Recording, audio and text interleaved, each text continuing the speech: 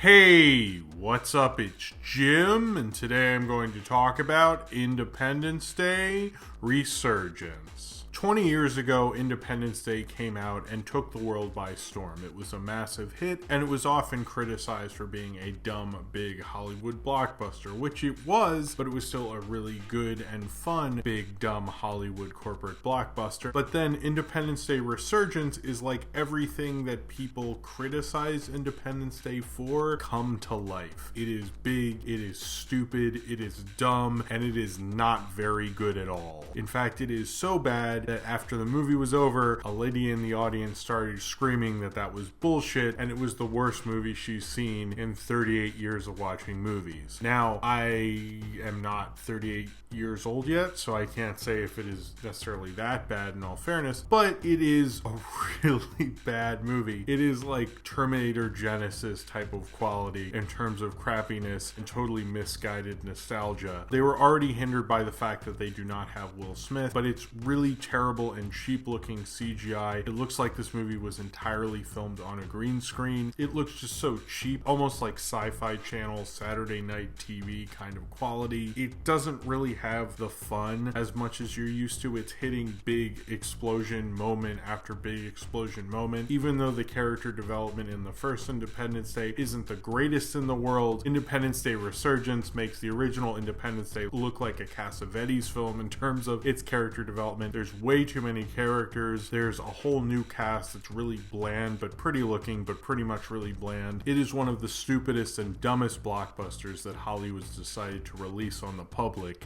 in quite a while. Independence Day Resurgence takes place 20 years after the events of the original Independence Day, so like now, sorta, but not now because it is in an alternate future where Independence Day happened, but not like the movie, the events of the movie Independence Day. And we have crazy cool alien technology and are on the moon and have an Earth defense system and everything's changed and we have a female president and Will Smith is dead, which they don't explain in the movie but they explained on the website. So hey, storytelling, I guess. Everything's going fine and they're starting to have a celebration for the 20th anniversary of Earth kicking the aliens' butt in 1996. Then the aliens have come back because a distress call has been sent out but finally reached them because space is big and stuff. And so the aliens have come to destroy Earth yet again, but this new generation, along with Jeff Goldblum and Bill Pullman and selected people who you probably remember from the first Independence Day, to fight these aliens yet again and stop them with an even bigger ship and bigger plans to destroy the Earth and take its natural resources and destroy all of humans. And they have to stop the aliens from letting that happen.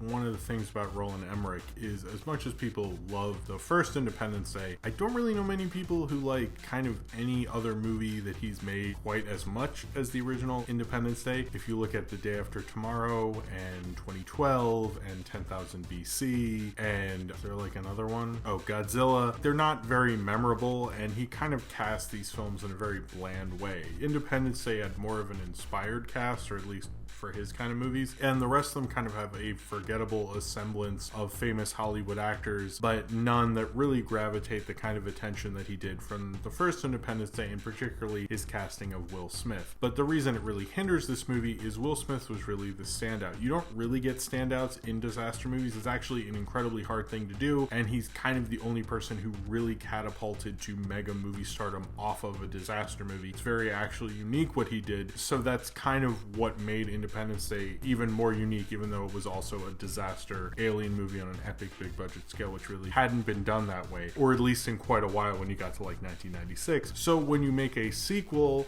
you should probably be trying to recapture that, and if you don't have Will Smith, you should probably have someone in the younger cast who is maybe, even if they're not like Will Smith, they at least have that kind of charisma to spare that would make this movie a lot more watchable, but you just don't have that. In fact, all of the newer cast members are like complete duds in terms of charisma. I mean, you have like Liam Hemsworth, Mika Monroe, and a bunch of other people who I don't care about, and none of them really like get you more into it. It just feels like kind of your average person in a Roland Emmerich film. And maybe part of the problem with this film is when you look at the other 90s nostalgia films, when they get a new director like Jurassic World, like Colin Trevorrow really loves Jurassic Park, and Roland Emmerich coming back to Independence Day, it's not like he's George Miller and he's like a great filmmaker, because like frankly he's like just not. I mean, he did the 90s Godzilla movie, he made The Patriot, he made Stonewall. He's a bad director, and letting him come back, I don't exactly understand why. I don't know if there is a younger director who is really influenced by Independence Day and is a big fan, but if there was, I would have think that would have been a better decision. It feels kind of intolerable. It feels like they actually cut things out. There's scenes in the trailer that I didn't notice in the movie. Maybe it's because I was blacking out because this movie was so bad. I don't think that's actually what happened, but it just felt like there were whole sections cut out of it. They introduce whole plot lines kind of just happenstancely, and there's a lot of like setup that is just kind of mentioned in conversation that should have been handled a lot better. It's a very poorly structured and written screenplay. It kind of shows the problem with these kind of disaster movies and how hard they are to nail. It makes Independence Day feel more like a fluke in terms of its director and its writer than kind of the norm for them, and it definitely shows they could never really do this again. Making everything just bigger, they're not doing it in the self-deprecating, self-loathing way that Jurassic World did, and this film does try to like change it up and kind of answer some things from the original film. The original was a lot more American-centric, maybe because of globalization, and America's lost the culture war at least a little bit, not entirely, but at least a little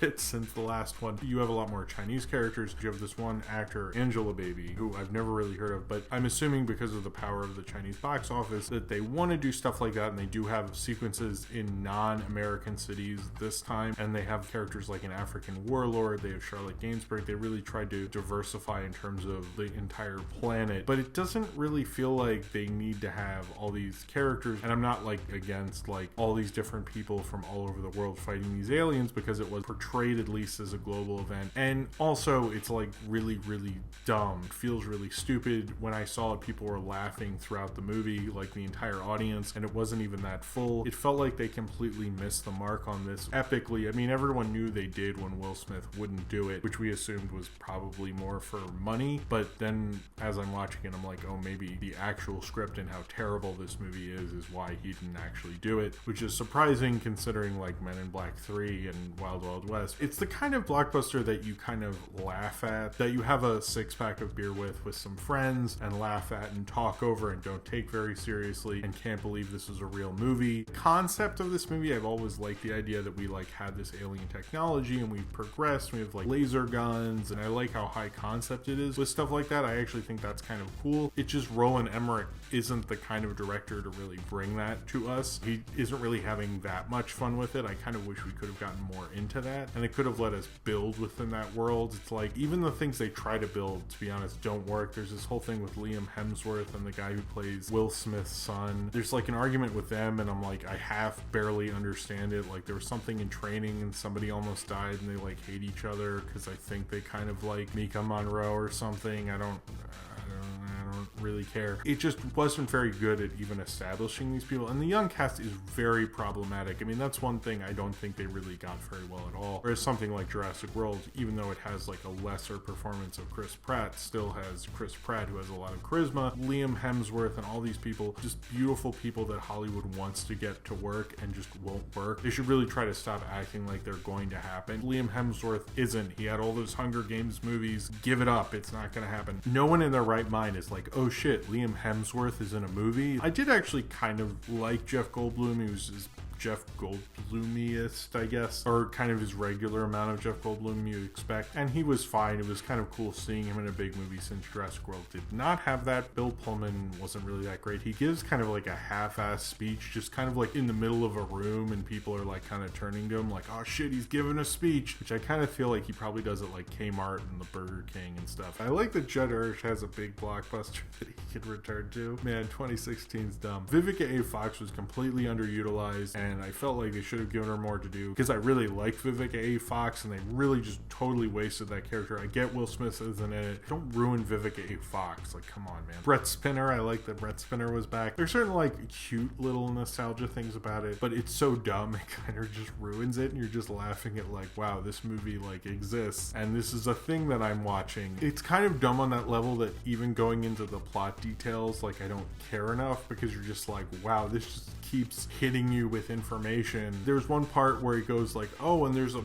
renegade planet where all the other refugees from the planets the aliens destroyed live, and they're gonna fight an intergalactic battle, and you're like, what the fuck is going on? What are you doing? And they're clearly setting up other movies. Wow. It is just really, really bad and laughable. And I think people will get a kick out of like, what the fuck is this movie? It's enjoyable in that fun, the air conditioning is working in this theater in the summer, kind of summer movie way, and I had a bunch of beers or snuck a bunch of beers in, or I hope my theater sells beer. It's not a good movie. It's not gonna hold up to Independence Day, which is not like, although we really love it and we watch it every actual Independence Day, and it's kind of a high watermark in terms of big popular blockbusters of the 1990s, Independence Day Resurgence isn't. It's just a forgettable sequel reboot of our times, but also that is irrelevant because it just sucks balls. It is like so terrible. There's no way to get around it. Really, it does follow that whole idea of a bad movie where you feel like you're seeing a shorter cut of a longer movie, but you don't give a shit about that longer movie because of what you witnessed from the shorter cut. And it kind of shows it was just a standalone movie they want to make be a franchise. This is like Independence Day's Speed 2 Cruise Control or Jaws 2, or those things that you're like, wow, they made a sequel to that. I understand financially why, but like concept wise, you'd think, you know, maybe they wouldn't, because that makes like no sense whatsoever. Certainly we knew the aliens were going to come back and there'd be a sequel one day, but I think maybe they either waited too long or needed to wait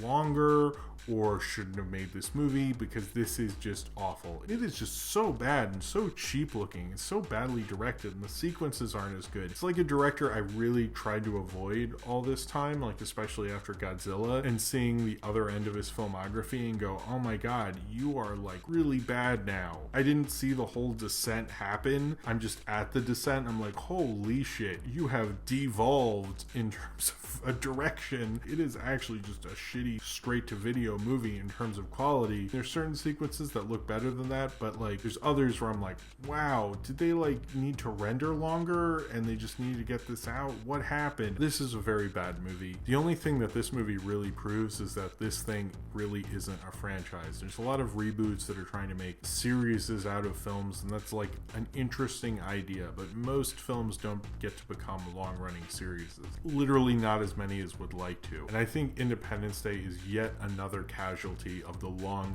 war of the tentpole blockbuster, and even with the great Bill Pullman speech, I doubt Independence Day Resurgence could ever do something like that. So if you have seen Independence Day Resurgence and you would like to talk about it, then comment below in the comments and subscribe if you would like to.